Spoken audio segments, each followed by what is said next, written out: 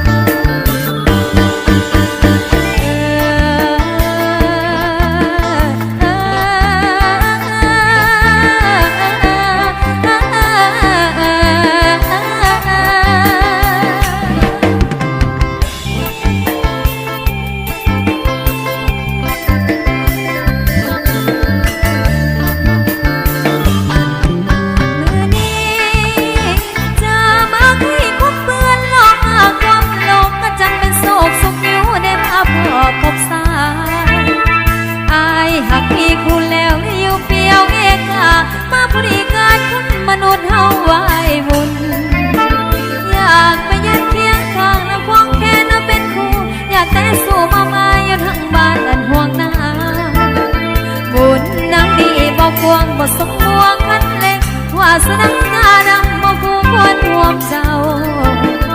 บุญของน้องมีน้อยสิขอลอยไปคือจอดผ่านอันไปสิข้างทั้งน้องอันบ่มีคันแม่นในมือนี้น้องสุขใหญ่มหาศาลมาพบผ่านวันใส่น้องอีไม้ตาไว้ยังสงสัยบ่มีแล้วผู้ดีบ่มีคู่โอ้สาบอกให้น้องคือสิได้ดอกวางใจไป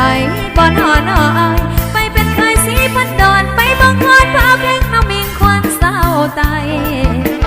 คันไอเป็นเคยแกงละคนเรื่องของพอน้องเสียวยกไว้บ่มีให้เก่าหมอ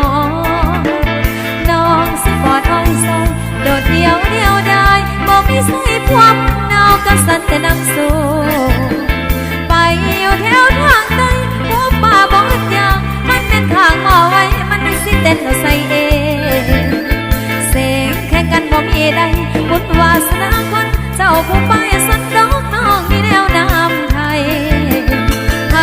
ยังวางบ่ดูบ่มีไฟกูกีฝนมาลินหลังย้อยคอยท่าแต่เงียบต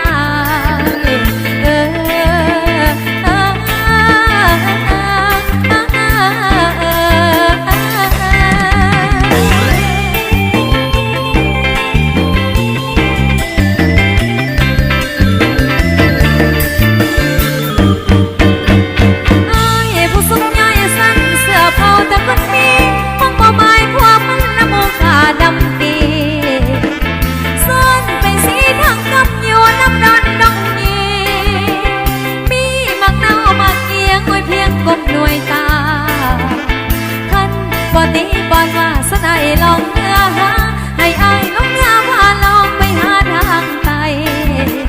อยากมาเป็นใครให้ทั้งเพียงจันในคนสา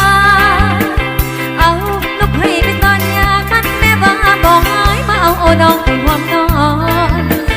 นมาเอาโอน้องไปหอมนอนก็จังว่าแก้มอ่อนน้องลาแล้ว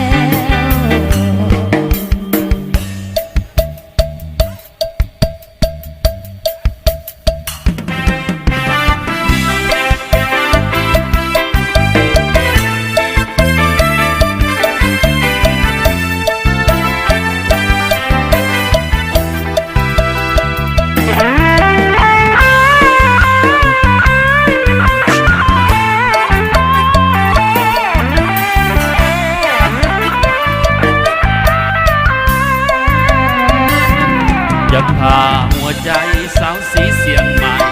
เปิดหน้าไอ้หนุ่มสีไทยอกหักลงหักสาวสีเสียงใหม่เจ้าบอกเคยหักกับผู้ใดโอ้ยหลอกลวงกันได้เจ็บอกเจ็บใจตัวใดตัวเอา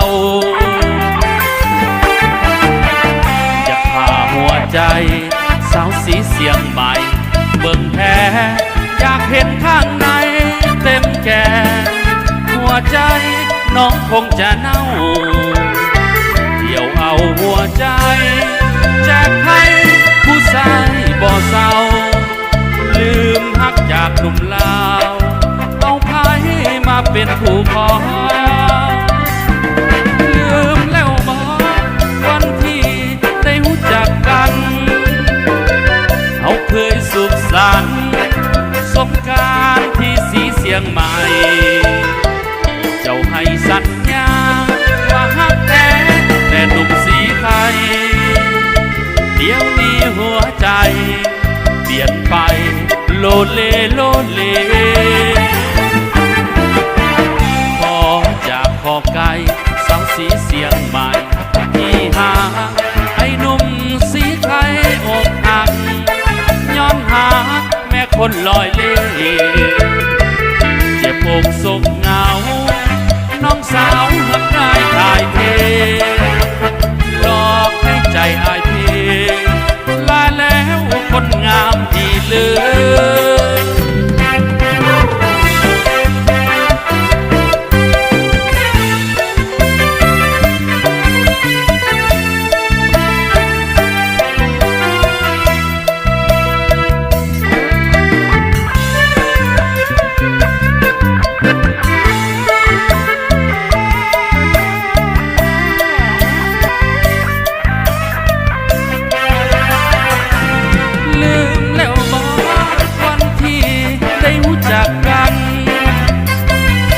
เคยสุขสันต์สงกรานต์ที่สีเสียงใหม่เจ้าให้สัญญาว่าฮักแท้แต่หนุ่มสีไทยเดี๋ยวนี้หัวใจเปลี่ยนไปโลเลโลเลขอจากขอไกลสาวสีเสียงใหม่ที่หาไอ้หนุ่มสีไทยอกหักย้อนหาแม่คนลอยเล่เจ็บอกศกเหงา